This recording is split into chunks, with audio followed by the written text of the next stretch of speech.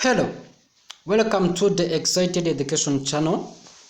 The YouTube channel which brings you about mathematics courses and biology courses. And now I'm teacher Amy Chris. As usual, we are going to discuss about biology. Allow me to start on this point what we call flower parts and their function. Before I proceed, I would like to invite each and everybody who's watching this video first to make subscribe, comment, share, and like, so you can follow me very well. So there are different flower parts and their function. First, let's start from stigma. Stigma, this is covered by a stick substance that the pollen grains will adhere to. So stigma is the first part or upper part of the flowering plants. So and flowering plants are those with flowers, and the stigma is one part of flower. Yes, there's what we call ovary. This protects the ovules, and once fertilization has taken place, it will become the fluid. As we said in the last session, we said that at the end of the fertilization, the ovary, it developed into fluids, and those walls of ovary become what you call the endocarps. So here there is another part which is called the style. The style, it raises the stigma away from the ovary to decrease the likelihood of pollen contamination. It varies in ranks. So the style, this is the part that connects the stigma and the ovary, and it arises stigma away from the ovary, so it makes it to be in distance. So here this is what we call that tube, and there is another point which is called another part which is called ovule. Ovule is like the egg in animals, and once fertilization has taken place, the ovule will become the seed. You know that ovule are found inside of the ovary, and the ovary are like the hatch. So, and the ovule are the eggs, are like the eggs in animals, and once fertilization takes place, the ovule will become the seeds. This is what we call receptacle. This is the flowers attached, or flowers attachment to the store. So, or what we call pedicel, and in some case it become part of the fruit after fertilization. For example, in strawberries, so receptacle, it is the flowers attachment to the stalk. This is the point where flower likely to attach on the stalk. And there's what we call nectar. Nectar is where a sugary solution called nectar is held to attract insect. So you know that the flowers having the nectar, those nectars attract insect for the process of pollination, and those nectar, it is where sugar solution called nectar are likely to be found. So there is what we call sepals. Sepals protect flowers whilst flower is developing from buds. So they protect flowers while in that process of development of flower from what we call a bud. There is what we call a filament. This is a stalk of the anthers. So the stalk of the anthers, you know that the anthers attach on the filaments. So the filaments are acted as the stalk of the anthers. So there is what we call anthers. The anthers contain pollen sac. The sac releases the pollen on the outside of the anthers that brushes again insect on the entering the flower. You know that the anthers contains what you call pollen grains, and because pollen grains are contained in pollen sacs, and the pollen, when deposited on the insect, is transferred to the stigma of another flower or the same flower. In the ovule is then able to be fertilized. So this is what we call anthers, and they hold what we call pollen grains, sometimes used in describing flower. So here Terms that are likely to be used in describing flowers is what we call complete flower. Complete flower, this is one in which all floral holes or circle of plant parts are present. If we say there is complete flower, all circles of plant parts that are likely to be found on that flower, then it can be called what you call a complete flower. There's what you call also an incomplete flower, is one in which one or more of the floral holes are absent. If one floral part is absent on a flower, it is called incomplete as usual. There's what you call a non-essential organ. So non-essential organs of the flower are the calyx and the corolla. You know that calyx and corolla, those are sepals and petals. This is what we call non-essential organs. And this is what we call essential organs of the flower are the reproductive organs, namely the androecium and gymnosium. So we find that the gymnosium and androecium, these are female and male reproductive parts of the flower. As long as one of the essential organ is present, a structure must be called a flower. For example, in Euphorbia, each flower consists of either a single pistil or a single stamen borne on a pedicel. So many flowers can be divided into two parts so that the halves are similar. So a flower in which division is any diameter produces two similar halves is called what you call regular. So e.g. orange and epomia. So many flowers, I said, can be divided into two parts, so the halves are similar. And if flower can be divided into in any diameter and divided into two similar halves, you can call it the regular. So flower which can be divided into similar halves in only one plane are called irregular.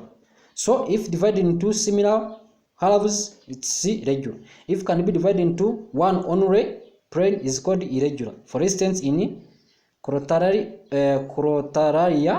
and number 7, flowers with both stamens and carpels are called hermaphrodite. If the flowers have stamen and carpels, this is what we call hermaphrodite, and flowers with either stamen or carpels are said to be unisexual.